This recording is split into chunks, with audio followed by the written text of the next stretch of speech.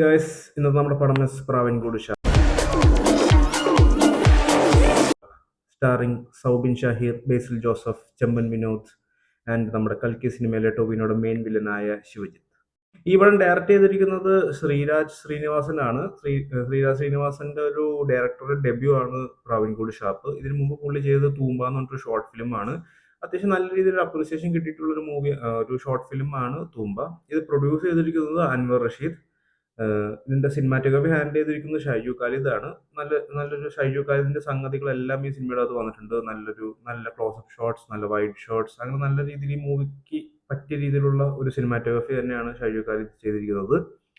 Editing ചെയ്തിരിക്കുന്നത് ഷഫീഖ് മുഹമ്മദ് അലിയാണ്. നല്ല രീതിയിലാണ് പുള്ളി എഡിറ്റിംഗും കൊണ്ടുപോയിരിക്കുന്നത്.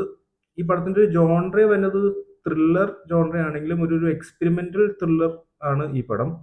ആ ഒരു എക്സ്പെരിമെന്റൽ ത്രില്ലറിനെ ഹെൽപ്പ് ചെയ്യുന്ന രീതിയിൽ തന്നെയാണ് ഷഫീഖ് മുഹമ്മദ് അലി ഇതിൻ്റെ അകത്ത് എഡിറ്റിംഗും ചെയ്തിരിക്കുന്നത്. പ്രാവൻകൂട് ഷാപ്പിന്റെ ഒരു ബേസിക് പ്ലോട്ട് ലൈൻ പറയുകയാണെങ്കിൽ, പ്രാവൻകൂട് ഷാപ്പ് അവിടെ ഒരു കൊലപാതകം നടക്കുന്നു. ആ കൊലപാതകം ആരാ ചെയ്തതെന്ന് കണ്ടുപിടിക്കാൻ വരുന്ന ബേസിൽ ജോസഫിന്റെ ക്യാരക്ടർ. പ്രാവൻകൂട് ഷാപ്പിന്റെ ഒരു ബേസിക് സ്റ്റോറി അവർ സ്ട്രേറ്റ് ഫോർവേഡ് ആയിട്ടല്ല പറഞ്ഞു പോകുന്നത്. ഒരു നോൺ ലീനിയർ അപ്രോച്ച് വെച്ചിട്ടാണ് അവർ പ്രാവൻകൂട് ഷാപ്പിന്റെ സ്റ്റോറി പറഞ്ഞു പോകുന്നത്. ആ ഒരു നോൺ ലീനിയർ സ്റ്റൈൽ കൊണ്ടുവരാൻ വേണ്ടിയുള്ള ഒരു എക്സ്പെരിമെന്റേഷൻ ഈ പടത്തിൽ നമുക്ക് നല്ല രീതിയിൽ വിസിബിളും ആണ്. അത്യാവശ്യം നല്ല രീതിയിൽ ഡാർക്ക് ഹ്യൂമറും കാര്യങ്ങളൊക്കെ വർക്ക് ചെയ്യിപ്പിച്ചിട്ടാണ് ഇവർ ഈ പടത്തിന്റെ ഒരു സ്റ്റോറി കൊണ്ടുപോകുന്നത്. ഈ ഡാർക്ക് ഹ്യൂമർ തന്നെയാണെങ്കിലും ചിലയിടത്ത് വർക്ക് ആവുന്നുണ്ട്, ചിലയിടത്ത് വർക്ക് ആവുന്നില്ല. ഇതിൽ ശിവജിത്ത് കൊമ്പൻ ബാബു എന്നൊരു ക്യാരക്ടർ പ്ലേ ചെയ്യുന്നുണ്ട്. പുള്ളി ഭയങ്കര ഒരു മസ്കുലിൻ ക്യാരക്ടറാണ് ഇതിൻ്റെ അത് പ്ലേ ചെയ്യുന്നത്. ഇതിൻ്റെ അത് പുള്ളിയുടെ ഒരു ആക്ഷൻ സീക്വൻസ് ഉണ്ട്. വളരെ നല്ല രീതിയിൽ കോറിയോഗ്രാഫ് ചെയ്തൊരു ആക്ഷൻ സീക്വൻസ് ആണ്. അന്വേഷിച്ചും പിടിച്ചും വന്നപ്പോഴാണ് മനസ്സിലായത് കലൈ കിങ്സ്റ്റൺ ആണ് ചെയ്തിരിക്കുന്നത്. കലൈ കിങ്സ്റ്റൺ ആണ് നമ്മുടെ മാർക്കോ ഫിലിമിന്റെ ആക്ഷൻ കോറിയോഗ്രാഫിയും ചെയ്തിരിക്കുന്നത്. ആ ഒരു മാർക്കോ സിനിമയുടെ അകത്ത് ഡോറിട്ട് അടയ്ക്കണ ഒരു ഷോട്ട് ഉണ്ട്.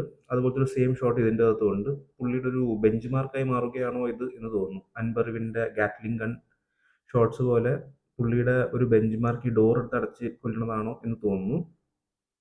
ഈ പടത്തിന്റെ ഫസ്റ്റ് ഹാഫ് ക്യാരക്ടേഴ്സിനെല്ലാം ഇൻട്രൊഡ്യൂസ് ചെയ്യുകയും കുറച്ച് ഡാർക്ക് ഹ്യൂമറും കാര്യങ്ങളൊക്കെ ഇൻകോപ്പറേറ്റ് ചെയ്തിട്ടാണ് ഫസ്റ്റ് ഹാഫ് പോകുന്നത്, ഒരു സ്റ്റോറി ബിൽഡിംഗ് പോലെ.